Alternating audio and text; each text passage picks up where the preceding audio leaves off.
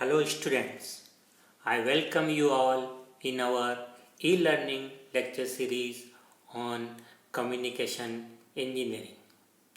Our today's topic is modulation. Modulation electronic communication की field में interest रखने वाले स्टूडेंट के लिए एक बहुत इम्पॉर्टेंट टॉपिक होता है। हम आशा रखते हैं कि जो इस फील्ड में वर्क करता है या जो इस फील्ड में इंटरेस्ट रखता है उसको मॉड्यूलेशन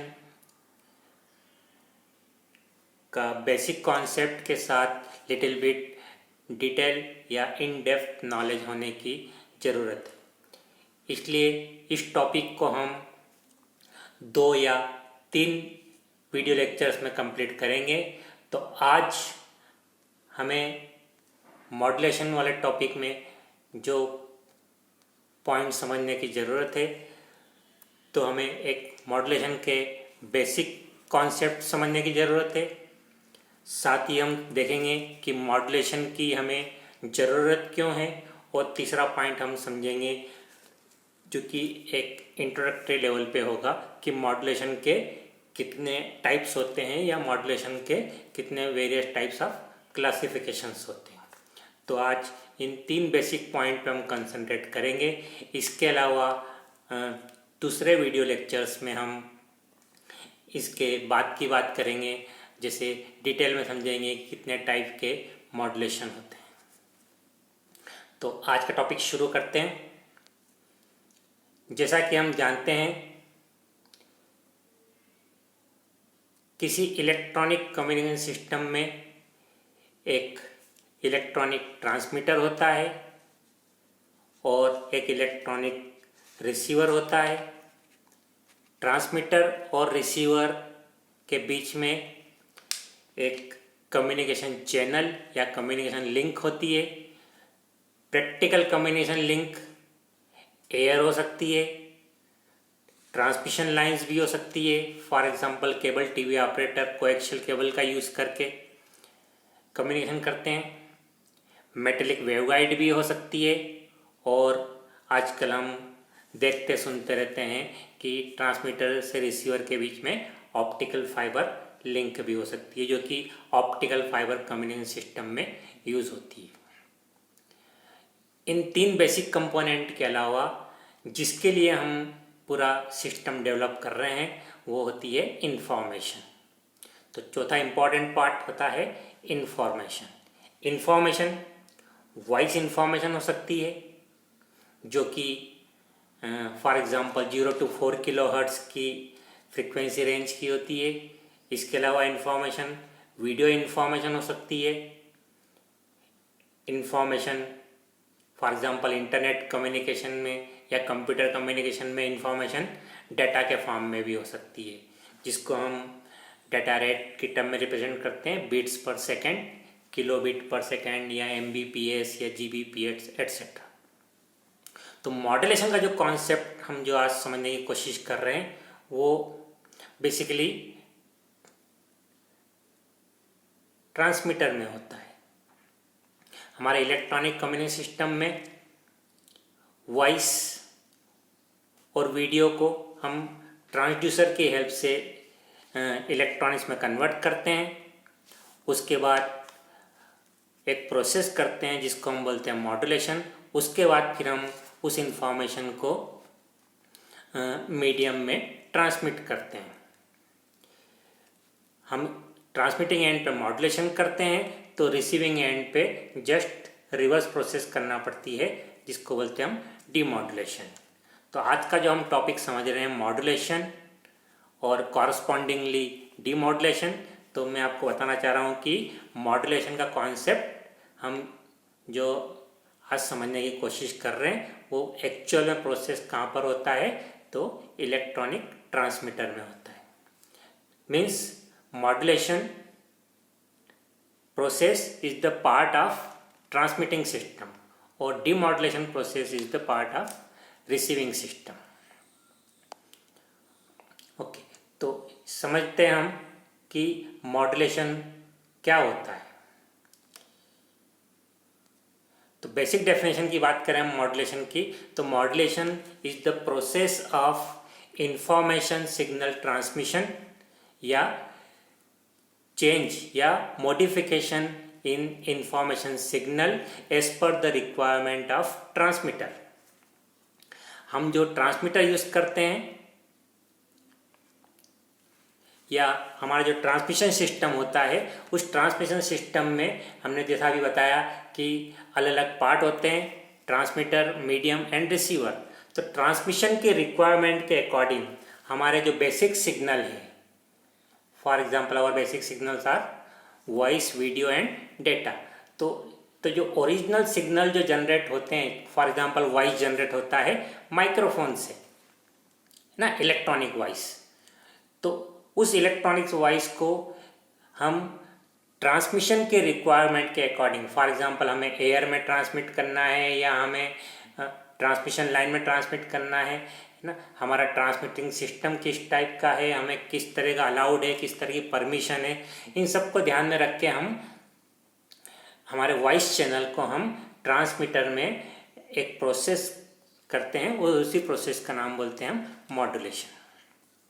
तो मॉड्यूलेशन बेसिकली क्या है, हमारे ट्रांसमिशन की रिक्वायरमेंट, जैसा हमें ट्रांसमिशन में सिग्नल को ट्रांसमिट करने की ज़रूरत पड़ती है, उसके अकॉर्डिंग हमारे जो ओरिजिनल इन्फॉर्मेशन को हम लिटिल बिट मॉडिफाइड करते हैं। तो मॉडिफाई करने की प्रोसेस को हम बोलेंगे मॉड्यूलेशन। हम जो भी हम ट्रांसमीटर में जो प्रोसेस करते हैं, फॉर एग्जांपल हम ट्रांसमिशन में मॉड्यूलेशन करते हैं या सिग्नल में मॉडिफिकेशन करते हैं, है ना, पर्पस ये होना चाहिए कि हमारा सिग्नल ओरिजिनली रिप्रोड्यूस हो जाए एट द रिसीविंग एंड। हमने हमारा फॉर एग्जांपल हमारा वॉइस है जो कि माइक्रोफोन की हेल्प से हमने उसको इलेक्ट्रिकल कन्वर्ट किया है, तो वही voice, for example information is hello, तो हेलो हम ट्रांसमिट कर रहे हैं, एक मॉड्यूलेशन की प्रोसेस यूज कर रहे हैं, उसके बाद फिर मीडियम में हम सिग्नल को ट्रांसमिट कर रहे हैं, वही मॉड्यूलेटेड सिग्नल रिसीवर तक आएगा। तो रिसीवर कैपेबल होना चाहिए उसी हेलो को, जिसको मैं वॉइस चैनल बोल रहा हूँ, उसी हेलो को रिप्रोड्यूस करने के लिए 0 to 4 किलोहर्ट्ज हमने ट्रांसमिट किया है, तो वही 0 to 4 किलोहर्ट्ज हमें रिसीव होना चाहिए। हेलो ट्रांसमिट किया है, हेलो रिसीव होना चाहिए। बट इन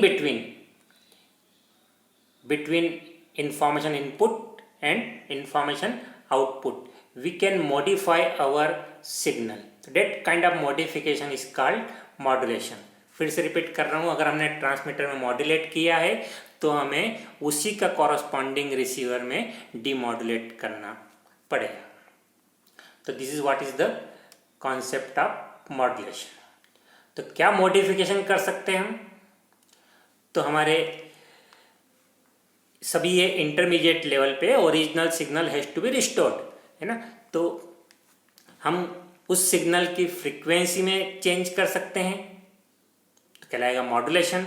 हम उस सिग्नल के शेप में चेंज कर सकते हैं, तो कहलाएगा मॉड्यूलेशन। हम उसका फॉर्मेट चेंज कर सकते हैं, उसके एनर्जी का टाइप भी चेंज कर सकते हैं। मीन्स जो भी हम ट्रांसमिशन के रिक्वायरमेंट के अकॉर्डिंग हमारे ओरिजिनल इंफॉर्मेशन में हम जो चेंजेस करते हैं उसको बोलते हैं हम मॉड्यूलेशन। जैसा मैंने आपको बताया, मॉड्यूलेशन ट्रांसमिटिंग सेक्शन में होता है और इसको हम सिग्नल को मीडियम में ट्रांसमिट करने के पहले इस प्रोसेस को करते हैं। इसके अलावा बताया मैंने आपको कि हमारी जो ओरिजिनल इन्फॉर्मेशन वो अनअल्टर्ड होना चाहिए, मीन्स उसमें कोई चेंजेस नहीं होना चाहिए, उसमें कोई नॉइज़, मॉड्यूलेशन की वजह से उसमें कोई नॉइज़ या उसमें कोई डिफॉर्मेशन नहीं होना चाहिए।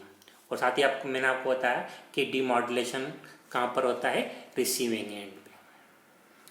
तो हमने मॉड्यूलेशन और डीमॉड्यूलेशन का बेसिक कॉन्सेप्ट, बेसिक डेफिनेशन समझा हमने। इम्पॉर्टेंट बात कि हम हमारे ओरिजिनल सिग्नल या ओरिजिनल इन्फॉर्मेशन में हम मॉडिफिकेशन, फॉर एग्जांपल उसकी फ्रीक्वेंसी, शेप, फॉर्मेट या एनर्जी का टाइप अगर हम चेंज करते हैं तो इन सब कॉन्सेप्ट को बोलते हैं मॉड्यूलेशन। एनर्जी का टाइप चेंज करने का एग्जांपल बताता हूँ। फॉर एग्जांपल हम ऑप्टिकल फाइबर कम्युनिकेशन यूज़ करें अगर, तो ऑप्टिकल फाइबर कम्युनिकेशन सिस्टम जो कि एडवांस कम्युनिकेशन सिस्टम है उसमें इंफॉर्मेशन लाइट के फॉर्म में ट्रांसमिट होती है और ओरिजिनल इंफॉर्मेशन हमारी इलेक्ट्रिकल फॉर्म में अवेलेबल है। तो हम इलेक्ट्रिकल इंफॉर्मेशन को हम लाइट इंफॉर्मेशन में कन्वर्ट करेंगे। तो वैसे तो ये ट्रांसड्यूसर कहलाता है, करने की प्रोसेस कौन करता है? ट्रांसड्यूसर। बट इस कॉन्सेप्ट को हम क्या कह सकते हैं? मॉड्यूलेशन। और इस तरह के जो ऑप्टिकल फाइबर कम्युनिकेशन सिस्टम में इस तरह का मॉड्यूलेशन यूज किया जाता है उसको बोलते हैं हम इंटेंसिटी मॉड्यूलेशन। तो आगे बढ़ते हैं। इंपॉर्टेंट थिंग कि हमें मॉड्यूलेशन की जरूरत क्यों है? Why we need modulation? हम इंफॉर्मेशन को एज इट इज ट्रांसमिट क्यों नहीं कर सकते हैं? फॉर एग्जाम्पल माइक्रोफोन से हमारा आउटपुट मिल रहा है इलेक्ट्रिकल सिग्नल, तो उसको उसी इलेक्ट्रिकल सिग्नल जो कि 0 to 4 किलोहर्ट्ज जिसको हम वॉइस चैनल कहते हैं, तो वही 0 to 4 kilohertz voice channel directly transmit या डायरेक्टली मीडियम के थ्रू ट्रांसमिट होके रिसीविंग एंड पे क्यों नहीं जा सकता है या क्यों नहीं जाना चाहिए? ठीक है, तो हम समझते हैं इस अब अगले सेक्शन में कि हमें मॉड्यूलेशन की जरूरत क्यों है। इस कॉन्सेप्ट को समझने के लिए कि मॉड्यूलेशन जरूरत क्यों है, तो हम पूरा कंसंट्रेट करेंगे कि हम एयर मीडियम यूज कर रहे हैं। तो हम अगर एयर मीडियम का एग्जाम्पल लेके समझेंगे तो हमें मॉड्यूलेशन की नीड या उसकी ज़रूरत को समझना काफ़ी इजी हो जाएगा। तो आगे हम कंसीडर करें कि हम एयर मीडियम यूज कर रहे हैं और हमें मॉड्यूलेशन की ज़रूरत क्यों पड़ रही है। तो पहला मोस्ट इम्पॉर्टेंट रीज़न है मॉड्यूलेशन का कि uniqueness of transmission. Uniqueness of transmission, जैसा कि हम जानते हैं कि बहुत वेराइटी के हम कम्युनिकेशन सिस्टम एग्जिस्ट करते हैं, है ना। फॉर एग्जाम्पल हम टेलीफोन लाइन यूज़ करते हैं, फॉर एग्जाम्पल हम सैटेलाइट कम्युनिकेशन यूज़ करते हैं, सेल्यूलर कम्युनिकेशन यूज़ करते हैं, है ना। उदाहरण के तौर पे बात करें हम कि सभी के लिए हम air as a medium use कर सकते हैं, ठीक है। तो वॉइस चैनल 0 to 4 किलोहर्ट्ज होता है। अगर हम मॉड्यूलेशन नहीं करें तो सभी वेराइटी के ट्रांसमीटर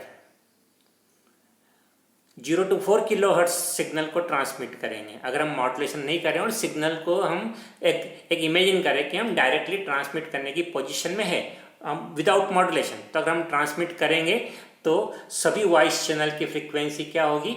0 to 4 किलोहर्ट्ज। तो different voice channel, for example हम एग्जाम्पल लें हम रेडियो मिर्ची का, हम एग्जाम्पल लें बिग एफएम का, जो कि ये एफएम रेडियो चैनल से। तो अगर मॉड्यूलेशन नहीं हो तो रेडियो मिर्ची हो, बिग एफएम हो या कोई और एफएम रेडियो चैनल्स हो, वो उसका ट्रांसमिट फ्रिक्वेंसी क्या होगी? 0 to 4 किलोहर्ट्ज। हालांकि प्रैक्टिकली इम्पॉसिबल है एयर में इस फ्रिक्वेंसी को ट्रांसमिट करना, बट इमेजिन करें कि हम ट्रांसमिट कर पा रहे हैं, तो क्या प्रॉब्लम होगी कि रिसीवर डिफरेंट चैनल्स को कैसे डिस्टिंग्विश करेगा? It can not distinguish different channel because all are having the same frequency. तो क्या इसका सॉल्यूशन है कि रिसीवर, फॉर एग्जांपल रिसीवर सिर्फ रेडियो मिर्ची को रिसीव करे, या फिर हम सेटिंग कुछ करें कि रिसीवर सिर्फ बिग एफएम को रिसीव करे, पर सभी क्या ट्रांसमिट कर रहे हैं? कोई एक वॉइस चैनल, है ना, फॉर एग्जांपल कोई सॉन्ग। तो हमें डेफिनेटली सिग्नल को एयर में ट्रांसमिट करने के पहले हमें उसके कुछ ऐसा चेंजेस करना चाहिए जिससे रिसीवर एक पर्टिकुलर चैनल को ही रिप्रोड्यूस करे, बाकी जितने भी सिग्नल उसके पास रिसीव हो रहे हैं सब फिल्टर आउट हो जाए, ठीक है। तो हम क्या कर सकते हैं अल्टरनेट कि फॉर एग्जांपल किसी एक चैनल के लिए हमारी जो वॉइस फ्रीक्वेंसी है वो 0 to 4 किलोहर्ट्ज से हम मॉड्यूलेशन करके हम उस फ्रीक्वेंसी की रेंज को हम 500 to 504 किलोहर्ट्ज में कन्वर्ट कर दें। ओरिजिनल फ्रीक्वेंसी सिग्नल की या वॉइस की फ्रीक्वेंसी 0 to 4 किलोहर्ट्ज, बट हम मॉड्यूलेशन की प्रोसेस करके फ्रीक्वेंसी अप कन्वर्ट कर दें, ठीक है। तो फ्रीक्वेंसी अप करके हमने उसको कन्वर्ट कर दिया 500 टू 504 किलोहर्ट्ज। किसी और चैनल को हमें एयर में ट्रांसमिट करना है तो इस फ्रीक्वेंसी 500 से 504 किलोहर्ट्ज के अलावा किसी और फ्रीक्वेंसी पे हम कन्वर्ट करके फिर ट्रांसमिट करें तो क्या फ़र्क आ जाएगा, उससे हमारे सभी वॉइस चैनल अब यूनिक होंगे। तो सभी वॉइस चैनल की क्या होगी, कुछ यूनिक फ्रीक्वेंसी होगी।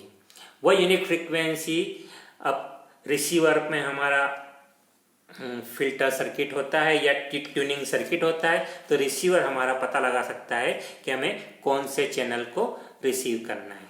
एग्जाम्पल के तौर पे एफएम रेडियो हम बात करें तो एफएम रेडियो में बहुत सारे एफएम रेडियो चैनल ट्रांसमिट होते हैं।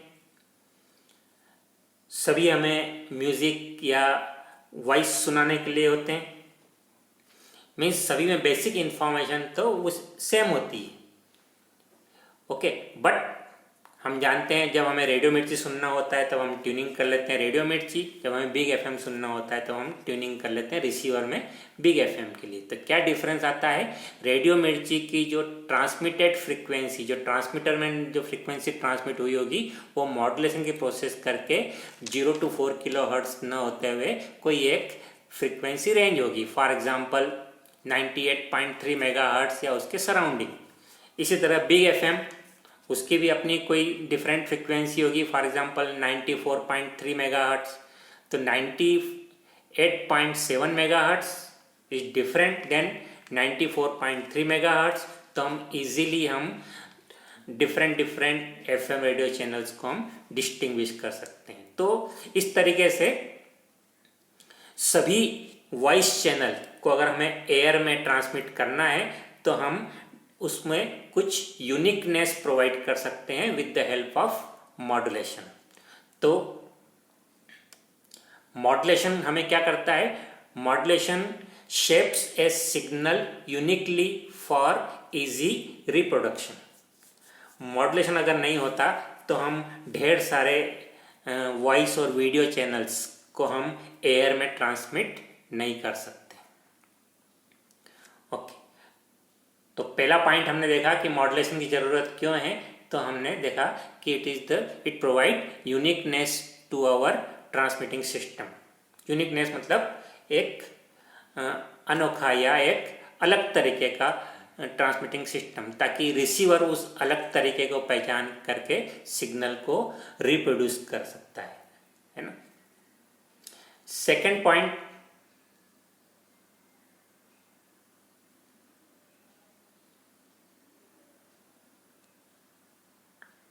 अगेन एग्जाम्पल एयर का ही लें हम, तो एयर में बहुत वेराइटी के कम्युनिकेशन सिस्टम अपनी इंफॉर्मेशन को ट्रांसमिट कर रहे हैं।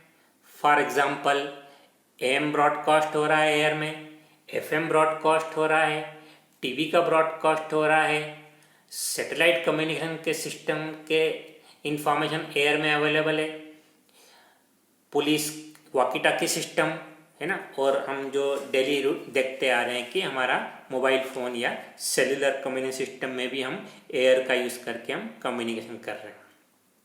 सभी एग्जाम्पल जो मैंने अभी लिए हैं सभी में बेसिकली हम वॉइस इंफॉर्मेशन को ट्रांसमिट कर रहे हैं। एयर जिसमें ईएम वेव प्रोपागेट होता है, सिग्नल का फॉर्म उसमें ईएम वेव होता है और ईएम वेव की अपनी कुछ फ्रीक्वेंसी होती है। तो जो एयर में फ्रीक्वेंसी ट्रांसमिट करना की जो रेंज होती है उसको हम कहते हैं रेडियो फ्रीक्वेंसी रेंज, जो कि कुछ किलोहर्ट्ज से लेके कुछ गीगाहर्ट्ज तक होती है। इस रेडियो फ्रीक्वेंसी रेंज में की भी बहुत सारी अलग अलग छोटी छोटी रेंज होती है। For example low frequency, medium frequency, very high frequency etcetera. Government different transmission system के लिए डिफरेंट वेराइटी की फ्रीक्वेंसी रेंज प्रोवाइड करता है, ताकि एक कम्युनिकेशन सिस्टम का इंटरफेरेंस दूसरे कम्युनिकेशन सिस्टम से ना हो। ठीक है, फॉर एग्जांपल एम ब्रॉडकास्ट के लिए अलग फ्रीक्वेंसी जो कि लगभग 400 किलोहर्ट्ज से लेके 345 मेगाहर्ट्ज तक है, मीन्स लो फ्रीक्वेंसी और मीडियम फ्रीक्वेंसी यूज होती है एम ब्रॉडकास्ट के लिए। एफएम ब्रॉडकास्ट के लिए हमें, जो कि हम मोस्टली यूज करते हैं, तो एफएम ब्रॉडकास्ट के लिए हमें पता है कि 88 मेगाहर्ट्ज से लेकर 108 मेगाहर्ट्ज तक की फ्रीक्वेंसी रेंज हमें अलॉट की जाती है एफएम ब्रॉडकास्ट के लिए। तो चाहे एम ब्रॉडकास्ट हो, एफएम ब्रॉडकास्ट हो या सेलुलर कम्युनिकेशन हो, इवन सेलुलर कम्युनिकेशन में 900 मेगाहर्ट्ज और उसके बियॉन्ड फ्रीक्वेंसी हमें अलॉट की गई है ट्रांसमिशन के लिए। मीन्स एयर में अगर हमें वॉइस कम्युनिकेशन करना है तो हमें डिफरेंट कम्युनिकेशन सिस्टम के according we have to use different frequency band. तो ये डिफरेंट फ्रीक्वेंसी बैंड्स में हमारा सिग्नल कैसे कन्वर्ट होगा, तो हम जबकि सभी इन फ्रीक्वेंसी, तो वॉइस चैनल है 0 to 4 किलोहर्ट्ज, तो इस 0 to 4 किलोहर्ट्ज को हम मीडियम फ्रीक्वेंसी रेंज में भी कन्वर्ट कर सकते हैं, हाई फ्रीक्वेंसी रेंज में कन्वर्ट भी कर सकते हैं, और जो भी हमें रेडियो स्पेक्ट्रम में जहां हमें जो फ्रीक्वेंसी रेंज हमें अलॉट होगी या अलाउड होगी, उस अलाउड फ्रीक्वेंसी रेंज में हम हमारे सिग्नल को फ्रीक्वेंसी कन्वर्ट कर सकते हैं। तो with the help of modulation हम क्या कर सकते हैं,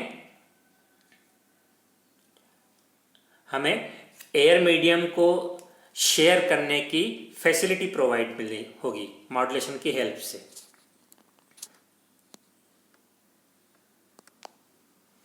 सो modulation allows sharing of medium, for example air, for various kind of communication system. For example, for same voice channel या voice signal we can use different communication medium, या we can share the air at various different frequencies.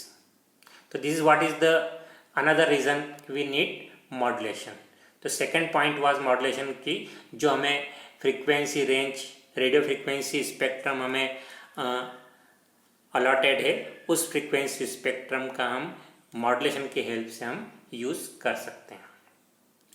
इसके अलावा एक और important point कि हमें modulation की ज़रूरत क्यों है, तो अगेन एग्जांपल हम एयर का लें, तो एयर मीडियम का यूज़ करने के लिए हमें ट्रांसमिटिंग और रिसीविंग दोनों एंड पर हमें एंटीना की ज़रूरत पड़ती है। फॉर एग्जाम्पल एक antenna, PDA antenna, parabolic dish antenna, ये एग्जाम्पल है यागी-उदा एंटीना। तो हमें यागी-उदा एंटीना, पैराबोलिक डिश एंटीना या जो भी एंटीना हो, हमें एंटीना की ज़रूरत पड़ती है। एंटीना क्या करता है, हमारी जो इलेक्ट्रिकल इंफॉर्मेशन को ईएम वेव में कन्वर्ट करता है, और ईएम वेव ही हमारे एयर में प्रोपागेट होती है। हमने देखा होगा एंटीना कभी कभी बहुत छोटे दिखते हैं और कभी बहुत बड़े दिखते हैं। तो एंटीना की साइज छोटी है या बड़ी है, या हमें कौन सा एंटीना सूटेबल है, वो डिपेंड करता है कि उस एंटीना से हम कौन से टाइप का सिग्नल प्रोपागेट कर रहे हैं, या हम किस फ्रीक्वेंसी या किस वेवलेंथ के सिग्नल का हम प्रोपागेशन कर रहे हैं। क्योंकि तो एंटीना की हाइट है या एंटीना की साइज है, छोटा एंटीना, बड़ा एंटीना है ना, तो किस साइज का एंटीना है वो डिपेंड करता है कि हम उस एंटीना से कौन सी फ्रीक्वेंसी का सिग्नल ट्रांसमिट कर रहे हैं। Means basic concept is that कि द साइज ऑफ या हाइट ऑफ एंटीना डिपेंड करता है उस सिग्नल की वेवलेंथ या फ्रीक्वेंसी पे। वेवलेंथ ज़्यादा होगी तो एंटीना की साइज ज़्यादा होगी, या हम अगर फ्रीक्वेंसी की टर्म में बात करें तो अगर हमारे सिग्नल की फ्रीक्वेंसी ज़्यादा होगी तो एंटीना की साइज कम होगी। फॉर एग्जांपल बहुत ज़्यादा गीगाहर्ट्ज़ में अगर हम फ्रीक्वेंसी कर दें तो हमारे एंटीना की साइज कुछ सेंटीमीटर में आ सकती है, या अगर हमारे सिग्नल की फ्रीक्वेंसी कुछ किलोहर्ट्ज़ में है तो एंटीना की साइज भी कुछ किलोमीटर में होगी, जो कि किलोमीटर की साइज का एंटीना या किलोमीटर की हाइट का एंटीना प्रैक्टिकल नहीं है। इसलिए हम एक मॉड्यूलेशन की हेल्प से हम क्या कर सकते हैं, फॉर एग्जांपल हमारे वॉइस चैनल है जो कि 0 to 4 किलोहर्ट्ज़ है, तो उस वॉइस चैनल को हम फ्रीक्वेंसी अप कन्वर्ट करके हम एंटीना की साइज को एक प्रैक्टिकल रेंज में ला सकते हैं। तो एंटीना की हाइट को या एंटीना की साइज को प्रैक्टिकल रेंज में लाने के लिए हम मॉड्यूलेशन यूज करते हैं, which is the very important reason of modulation. तो बॉटम लाइन इज दैट कि why we need modulation, because with the help of modulation we can reduce the height या size of antenna to a practical range। practical range means उस antenna की size को हम कुछ metre, 1 metre 2 metre से लेके 50-100 metre तक की साइज का हम एंटीना यूज करके हम हमारे उस सिग्नल को हम ट्रांसमिट कर सकते हैं।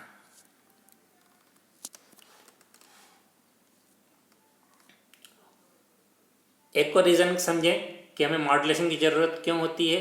तो अगर हम मॉड्यूलेशन करते हैं तो हम हमारे सिग्नल्स को, वेरियस सिग्नल्स को हम मल्टीप्लेक्स कर सकते हैं। मल्टीप्लेक्स का कॉन्सेप्ट तो अलग से समझना चाहिए, पर बेसिक कॉन्सेप्ट मल्टीप्लेक्सिंग का क्या है कि मोर देन 2 या मोर देन 2 वॉइस चैनल या डिफरेंट वेराइटी के चैनल्स या सिग्नल्स को हम किसी एक कम्युनिकेशन मीडियम, फॉर एग्जांपल एक केबल या एक वायर के थ्रू हम ट्रांसमिट कर सकते हैं। एग्जाम्पल के तौर पे, फॉर एग्जांपल हमारे पास 3 वॉइस चैनल है जिसको इंदौर की किसी एक लोकेशन से भोपाल की किसी एक लोकेशन पे ट्रांसमिट करना है साइमल्टेनियसली।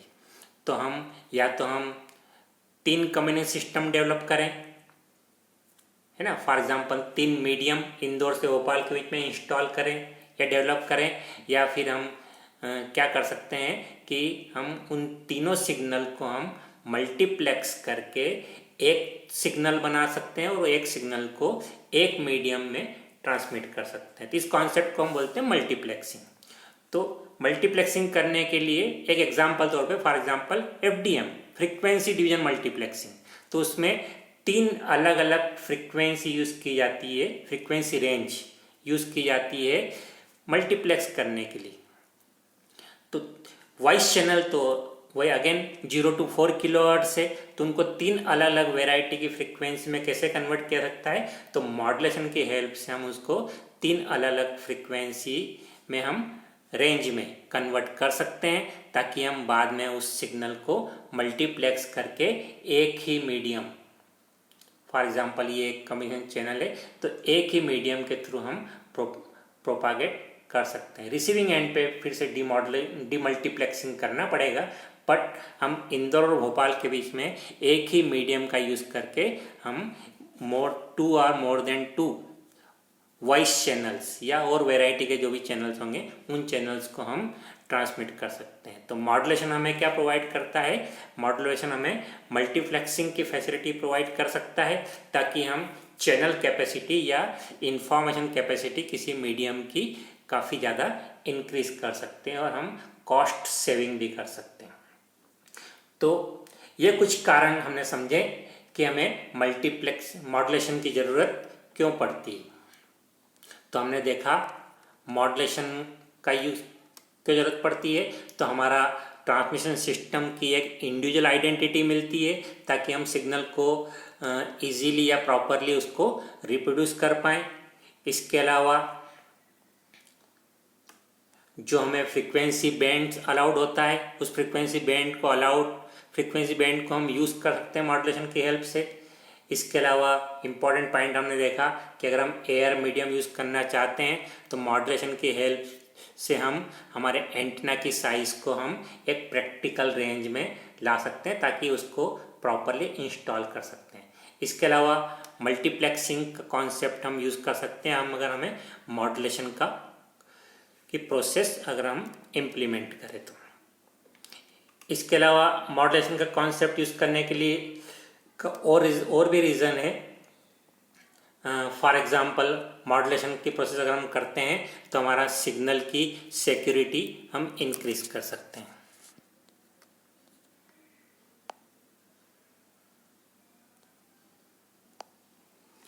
तो ये कुछ रीजन थे जिसकी वजह से हम मॉड्यूलेशन की प्रोसेस करते हैं। नाउ आगे हम देखते हैं कि मॉड्यूलेशन के कितने टाइप होते हैं या मॉड्यूलेशन को हम कितनी कैटेगरी में क्लासीफाई कर सकते हैं।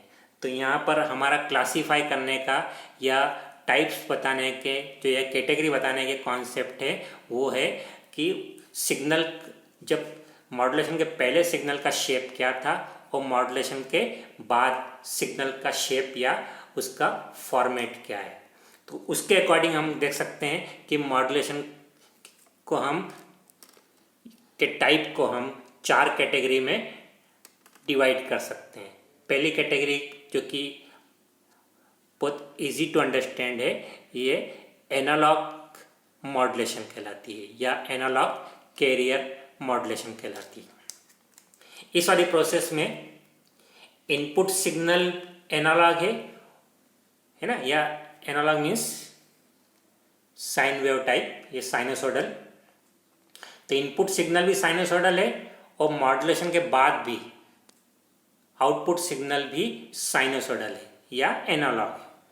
तो एनालॉग टू एनालॉग कन्वर्जन, तो इस तरह के मॉड्यूलेशन को बोलते हैं हम एनालॉग कैरियर मॉड्यूलेशन। यहाँ पे डिफरेंस क्या आ रहा है, फॉर एग्जांपल ये फोटो में इनपुट की सिग्नल की फ्रीक्वेंसी कम है, फॉर एग्जांपल 0 to 4 किलोहर्ट्ज की रेंज, बट आउटपुट सिग्नल की फ्रीक्वेंसी काफ़ी ज़्यादा है। फॉर एग्जांपल कुछ 500 किलोहर्ट्ज की रेंज या 98.7 मेगाहर्ट्ज या जो भी हमें जिस तरीके की हमें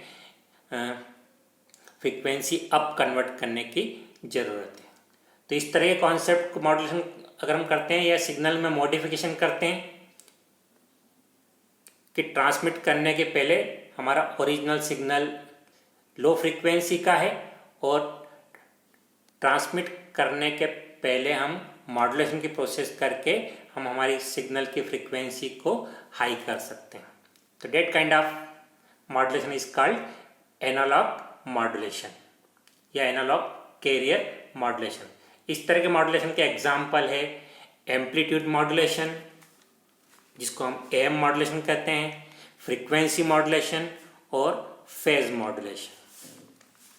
तो इस तरह के मॉड्यूलेशन में इनपुट सिग्नल भी एनालॉग है और आउटपुट सिग्नल मॉड्यूलेशन के बाद, आउटपुट से मेरा मतलब है मॉड्यूलेशन की प्रोसेस के बाद, मॉड्यूलेशन की प्रोसेस के बाद भी सिग्नल जो है एनालॉग है, बट जो सिग्नल ट्रांसमिट होगा वो हाई फ्रीक्वेंसी सिग्नल ट्रांसमिट होगा, जिसकी वजह से हमें एंटीना की, फॉर एग्जांपल एंटीना की साइज को हम रिड्यूस कर सकते हैं। तो अब हमें जो ट्रांसमिट करना है ये हाई फ्रीक्वेंसी ट्रांसमिट करना है, बट इस हाई फ्रीक्वेंसी सिग्नल में हमारा ओरिजिनल सिग्नल जो है इंक्लूड है।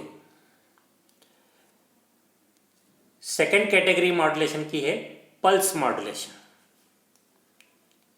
इस तरह के मॉड्यूलेशन में इनपुट सिग्नल एनालॉग होता है और मॉड्यूलेशन की प्रोसेस के बाद जो आउटपुट सिग्नल मिलता है वो पल्स के फॉर्म में मिलता है।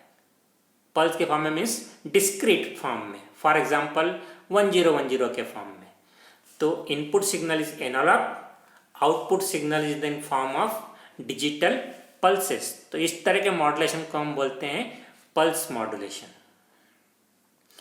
पल्स मॉड्यूलेशन के भी कुछ एग्जाम्पल हैं, for example pulse amplitude modulation, pulse width modulation, pulse position modulation और सबसे इंपॉर्टेंट एग्जांपल पल्स मॉड्यूलेशन का is the pulse code modulation. Pulse code modulation जिसमें हम हमारी एनालॉग इंफॉर्मेशन को हम डिजिटल इंफॉर्मेशन में या डिजिटल सिग्नल में कन्वर्ट करते हैं। ठीक है, तो this is what is the pulse code modulation. तीसरी टाइप का मॉड्यूलेशन है डिजिटल कैरियर मॉड्यूलेशन।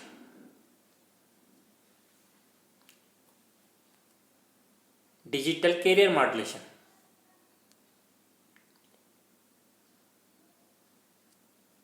इस तरह के मॉड्यूलेशन में इनपुट सिग्नल डिजिटल है,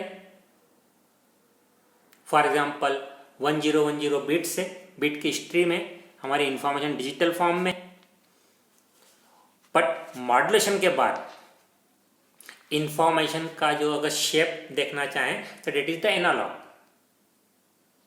for example this is the output, this is the input, and after the modulation this is the output. So here we have analog signal, but this analog signal contain our digital information. For example, this is 1 and this is 0, again 0, 1 1. But if we see the information, for example on CRO, then it will look like sinusoidal wave या analogue signal. तो that kind of modulation is called digital carrier modulation. इस तरह के modulation का use practically हम सारे digital transmission में करते हैं जिसमें एयर मीडियम का यूज करना हो। फॉर एग्जांपल हम सेलुलर कम्युनिकेशन, और अब तो सारे एयर में जितने भी कम्युनिकेशन है सभी अब ऑलमोस्ट डिजिटल है। For example digital satellite communication, तो एयर में ईएम वेव प्रोपागेट होती है, और EM wave means sinusoidal type wave. पर हमें डिजिटल कम्युनिकेशन करना है तो हम 101010 बीट को हम इस तरीके से कैरियर के एम्पलीट्यूड में या कैरियर की कुछ प्रॉपर्टीज में हम चेंज कर सकते हैं। तो means input signal is digital और output signal is analogue. The that kind of modulation is called digital carrier modulation. इस तरह के मॉड्यूलेशन के भी काफ़ी एग्जाम्पल है, यहाँ पे कुछ एग्जाम्पल की मैंने लिस्टिंग की है। For example amplitude shift keying, frequency shift keying, phase shift keying, या इनके कुछ कॉम्बिनेशन। एक पॉपुलर कॉम्बिनेशन है क्वाड्रेचर एम्पलीट्यूड मॉड्यूलेशन, जो कि for example QAM 16, QAM 64 and QAM 128 like this.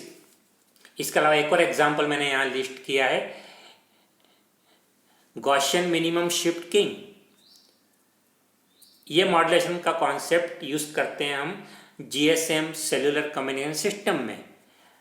Mobile tower, जिसको हम BTS कहते हैं, मोबाइल टावर से हमारे मोबाइल फ़ोन के बीच में जो सिग्नल आना जाना हो रहा है, डेट इज द GMS के मॉड्यूलेटेड सिग्नल, जो कि डिजिटल है, या हम कहें कि डिजिटल कैरियर मॉड्यूलेटेड सिग्नल है। इसके अलावा लास्ट कैटेगरी मॉड्यूलेशन की,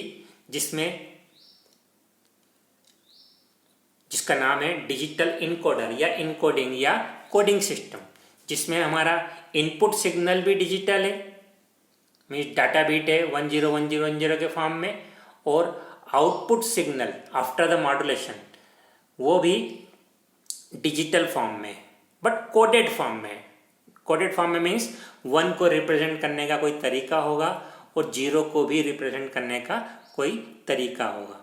तो 1 को किस तरीके से रिप्रेजेंट कर सकते हैं, 0 को किस तरीके से रिप्रेजेंट कर सकते हैं, तो इस तरह के मॉड्यूलेशन को हम बोलते हैं डिजिटल कोडिंग या digital encoding, in which incoming signal is digital bit, जिसको हम डाटा स्ट्रीम कहते हैं।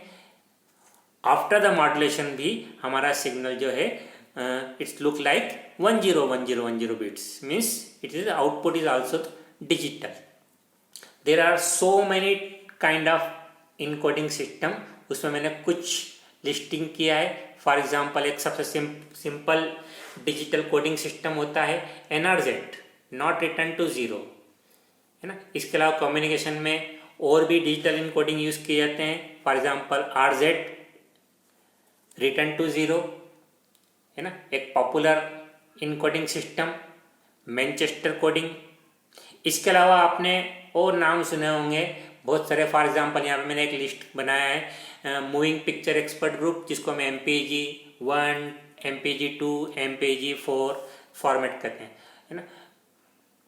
बहुत सारे digital coding system day to day या पीरियोडिकली डेवलप हो रहे हैं रिक्वायरमेंट के अकॉर्डिंग, बट सबका हम बेसिक मीनिंग क्या है कि वन को किस तरीके से रिप्रेजेंट करते हैं और डिजिटल जीरो को किस तरीके से रिप्रेजेंट करते हैं।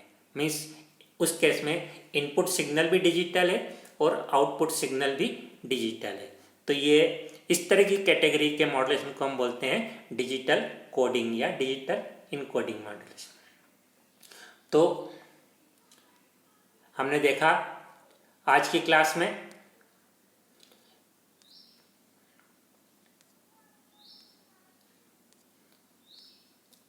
कि मॉड्यूलेशन क्या होता है। तो मॉड्यूलेशन मीन्स सिग्नल का ट्रांसफॉर्मेशन, ट्रांसमिट करने के पहले मीन्स मीडियम में उसको सिग्नल को इस सेंड करने के पहले हम जो सिग्नल के में जो ट्रांसफॉर्मेशन करते हैं या उसमें कुछ चेंजेस करते हैं, तो उस सिग्नल के चेंजेस को हम बोलते हैं मॉड्यूलेशन।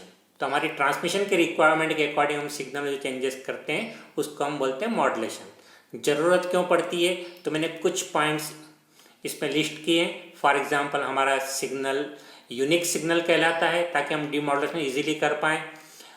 गवर्नमेंट जो हमें फ्रीक्वेंसी बैंड्स अलाउ करता है किसी पर्टिकुलर कम्युनिकेशन सिस्टम के लिए, तो हम उस फ्रीक्वेंसी बैंड्स को हम यूज़ कर सकते हैं with the help of modulation.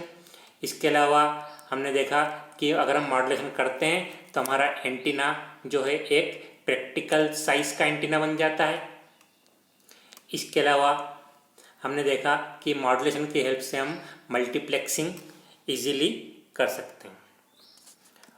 इसके अलावा सिग्नल की सिक्योरिटी और बहुत सारे पॉइंट है जिसकी बेसिस पे हम कह सकते हैं कि हमें मॉड्यूलेशन की ज़रूरत पड़ती है।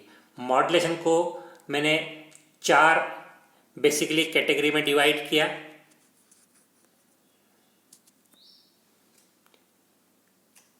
एक एनालॉग मॉड्यूलेशन जिसमें इनपुट आउटपुट दोनों एनालॉग होते हैं। दूसरा पल्स मॉड्यूलेशन जिसमें इनपुट तो analogue but output digital pulse के रूप में होता है। तीसरा डिजिटल कैरियर मॉड्यूलेशन जिसमें इनपुट तो डिजिटल बट आउटपुट एनालॉग होता है। इसके अलावा चौथा इनपुट भी एनालॉग और आउटपुट भी एनालॉग। तो इस तरीके से हमने आज की क्लास में हमने बेसिक कॉन्सेप्ट समझे मॉड्यूलेशन के। आज का जो हमारा टास्क था कि हमें मॉड्यूलेशन का कॉन्सेप्ट समझना, मॉड्यूलेशन की नीड्स समझना और मॉड्यूलेशन को डिफरेंट कैटेगरी में क्लासीफाई करना। तो आज की क्लास के बाद कुछ छोटे से असाइनमेंट है जिसको आपको कंप्लीट करना है। असाइनमेंट को आपकी हैंडराइटिंग में लिखकर मुझे व्हाट्सएप पे सेंड करना है। और ध्यान रखें आपका असाइनमेंट केवल 1 पेज का होना और 24 आवर्स विदिन 24 आवर्स या कहें कि हम आज ही आप असाइनमेंट कंप्लीट करके मुझे सबमिट करें। छोटा सा असाइनमेंट है, 1 पेज का असाइनमेंट ही आपको कंप्लीट करना है और आपकी हैंडराइटिंग में कंप्लीट करना है। आपको असाइनमेंट पर अपना नाम और अपनी ब्रांच का नाम लिखना है। तो असाइनमेंट नोट कीजिए। Question number 1, how antenna size depends on frequency of signal. How antenna size depends on frequency of signal. Question number 2, write full form of PCM, QAM and MPEG right full form of PCM, QAM and MPEG. Question number 3. Where we need digital carrier modulation. Means digital carrier modulation की ज़रूरत हमें कहाँ होती है. Where we need digital carrier modulation. तीनों question के answer मुझे आज ही एक पेज में अपनी हैंड राइटिंग में नोट करके मुझे सेंड कीजिए. Thank you.